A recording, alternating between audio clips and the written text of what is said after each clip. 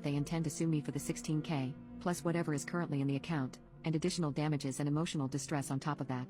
At this point in time, I'd given Joe about $50K of his $100K, because he wanted it in installments. I responded that legally, they were never entitled to any of it, and given their attitudes, I'd say they've already received an amount I deem fair. So, I told them that $50K was all they were getting. I then got a barrage of texts, calls, and emails yelling at me for going back on our deal. I blocked them.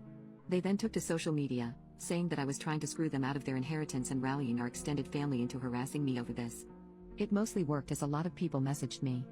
However, I got a message from this guy called Chris Smith. Chris said he was 27, and claimed to be my half-brother. I had never met him before, but he sent me photos of him as a kid with our dad, grandparents, and me.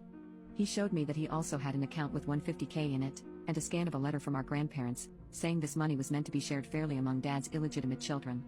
Chris also told me we have another half-sibling, who is 18. He'd been looking for me for a while, but only found me when Dad shared Joe's post which had me tagged. We checked with a solicitor to make sure, and as the boys are legitimate, they aren't entitled to anything in Chris's illegitimate kid fund, and as they are my half-siblings, they aren't entitled to anything in my Smith-Jones kids fund, either.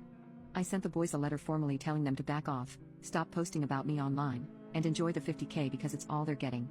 The day they received the letter, Chris got a private message from my dad, asking if the boys could have some of Chris's fund. Chris also said no, and told my dad we'd met. I told Mac and Joe about Chris and our other half-sibling, with Chris's permission. So it looks like my grandparents, knowing about Chris before they passed, set up two funds. One for the kids Dad had with my mother, who was still his wife when they passed, and one for children born out of Dad's affairs, presumably to make sure no one tried to screw anyone else over out of hurt feelings. I'm getting a lot of hate, but holding firm on my decision. The boys have realized that I won't back down on this, and it sounds like I've caused a schism at their house. Joe has all the money and has no intention of sharing, so Mac is now feeling twice as screwed. On top of that, my stepmom apparently did not know about the other half-siblings, or that my half-sister was born after she and Dad got married.